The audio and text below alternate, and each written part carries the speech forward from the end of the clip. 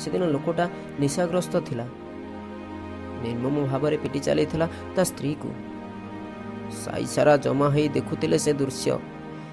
କେହି କେହି ସ୍ତ୍ରୀ ଲୋକଟା ପାଇଁ ଆହା ଆହା କହୁଥିଲେ ତ ଆଉ କେହି ମୁହଁ ଲୁଚେଇ ମୁରୁକି ହସ ମାରୁଥିଲେ।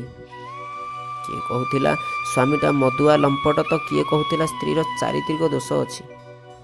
ସ୍ୱାମୀଟା ଅସଭ୍ୟ ଭାଷାରେ ଗାଳି କରି ପିଟି ଚାଲିଥିଲା ଆଉ ସ୍ତ୍ରୀ ଲୋକଟା ନୀରବରେ ବିନା ପ୍ରତିବାଦରେ ସବୁ ମାଡ଼ ଗାଳି ସହି ଯାଉଥିଲା। ହଠାତ୍ ସେ ଲୋକଟା ଗୋଟେ ଶକ୍ତ ଗୋଇଠା ପକାଇଲା ସେ ସ୍ତ୍ରୀର ପୁରିଲା ପେଟ ଉପରେ। ଚାହା ଭିତରେ 5 ମାସର ଫୁଲଟିଏ କଢ଼ ଲେଉଟାଉଥିଲା।